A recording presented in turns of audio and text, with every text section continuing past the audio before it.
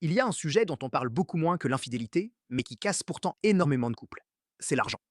Et le plus étrange, c'est que la majorité des couples ne parlent jamais vraiment d'argent, avant que les tensions n'apparaissent. Dans cette vidéo, je vais t'expliquer pourquoi ce sujet est aussi explosif. Et surtout, ce que font concrètement les couples qui réussissent à gérer leur argent ensemble sans que ça devienne une guerre silencieuse. D'abord, pourquoi l'argent divise autant de couples? La réponse est simple, mais elle dérange. La plupart des gens associent l'argent à des émotions bien plus profondes que le simple chiffre sur un compte. Pour certains, l'argent représente la sécurité. Pour d'autres, la liberté. Ou encore la reconnaissance. Quand deux personnes avec des rapports différents à l'argent se retrouvent en couple, sans jamais avoir posé les bases, chaque désaccord sur une dépense devient en réalité un conflit de valeurs, pas un conflit de chiffres. Et comme ce sujet reste tabou, personne ne le nomme clairement. Alors la tension s'accumule, silencieusement, jusqu'à exploser sur un détail qui semble minuscule de l'extérieur. Voici maintenant ce que font différemment les couples qui gèrent bien cette question. Ils mettent en place une structure claire au lieu de tout gérer à l'instinct.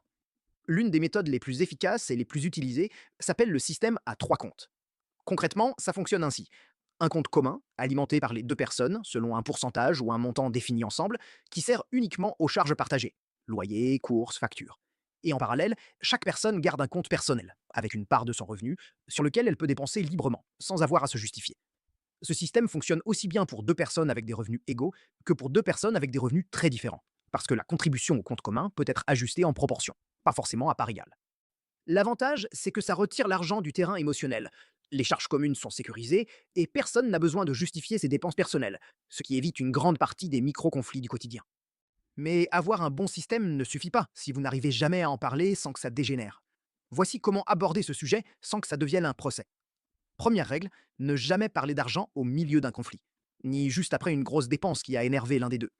Fixez plutôt un moment neutre, par exemple une fois par mois, où vous regardez ensemble vos finances, un peu comme un rendez-vous récurrent, pas comme une confrontation. Deuxième règle, parlez en termes d'objectifs communs, pas de reproches individuels. Au lieu de dire tu dépenses trop, essayez plutôt qu'est-ce qu'on veut atteindre ensemble cette année et comment on organise notre argent pour y arriver. Ce changement de formulation change complètement la dynamique de la conversation. Il y a un dernier point important, souvent oublié, c'est celui de se protéger sans perdre la confiance. Beaucoup de gens pensent qu'avoir des comptes séparés, un contrat de mariage ou une clarté sur qui possède quoi, c'est un manque de confiance envers l'autre. C'est en réalité l'inverse. Une structure claire protège la relation parce qu'elle retire l'ambiguïté qui, elle, génère la méfiance sur le long terme. Les couples qui durent ne sont pas ceux qui évitent de parler d'argent par peur de gâcher la romance.